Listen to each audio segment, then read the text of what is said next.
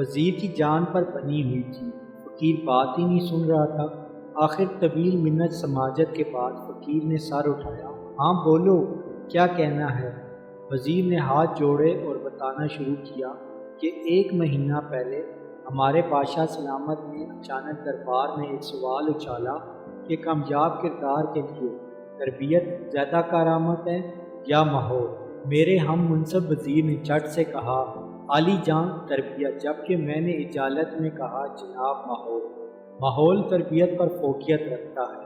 بادشاہ سلامت نے ہماری طرف بڑے غور سے دیکھا اور فرمایا، تم دونوں کو اپنا اپنا جواب عملی طور پر ثابت کرنا ہوگا۔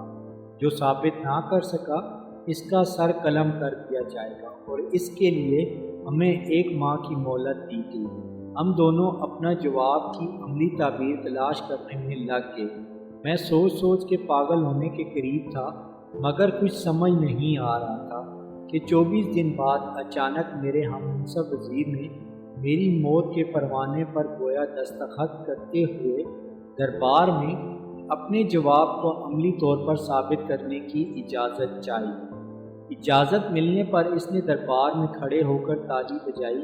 تالی بجاتے ہی ایک ایسا منظر سامنے آیا کہ بادشاہ سمیت تمام اہل دربار کی سانسیں سینے میں اٹک گئی۔ دربار کے ایک دروازے سے 10 بیٹیاں منہ میں پلیٹیں لیے، جن میں جلتی ہوئی موم بتیاں تھیں، ایک قطار میں آہستہ آہستہ چلتی ہوئی دربار کے دوسرے دروازے سے نکل گئیں۔ نہ پلیٹیں گریں اور نہ ہی موم بتیاں بجھیں۔ دربار تعریفوں کے نعروں سے گونج اٹھا۔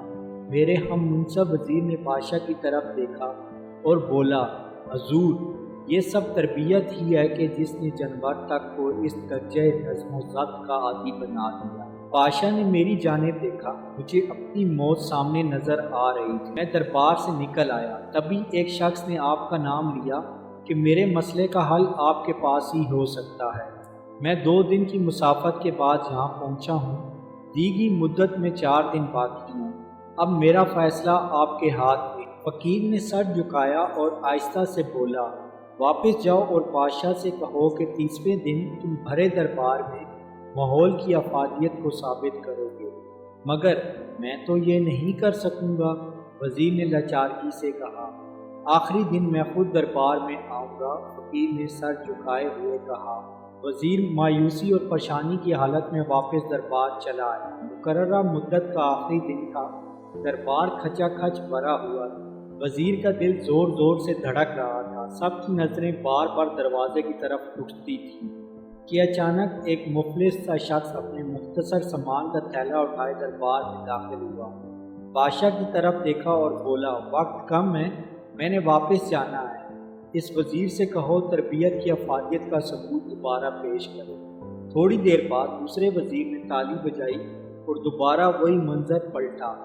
دربار کے دروازے سے 10 بیٹیاں اسی کیفیت میں چلتی ہوئی سامنے والے دروازے کی طرف بڑھنے لگیں۔ سارا مجمع سانسیں روکے یہ منظر دیکھ رہا تھا۔ وزیر نے امید بھری نگاہوں سے فقیر کی طرف دیکھا۔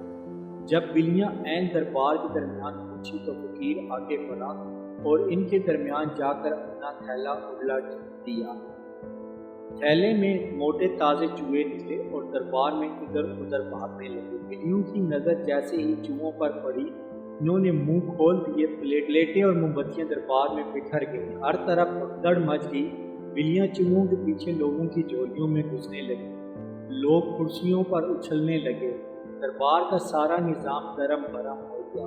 فقیر نے بادشاہ کی طرف دیکھا، بولا، آپ کسی جنس کی جیسی بھی اچھی تربیت کر لیں، اگر اس کے ساتھ اسے اچھا ماحول فراہم نہیں کریں گے تو تربیت کہیں نہ کہیں اپنا اثر کھو دے گی۔ کامیاب کردار کے لیے تربیت کے ساتھ ساتھ بہتر ماحول ہونا بے حد ضروری ہے۔ اس سے پہلے کہ بادشاہ اس سے روکتا، فقیر دربار کے دروازے سے باہر، ہمارے ہاں ساری ذمہ داری استاد کی تربیت پر ڈال دی جاتی ہے، گھروں کا کیا ماحول ہے اس طرح کوئی توجہ نہیں دی جاتی۔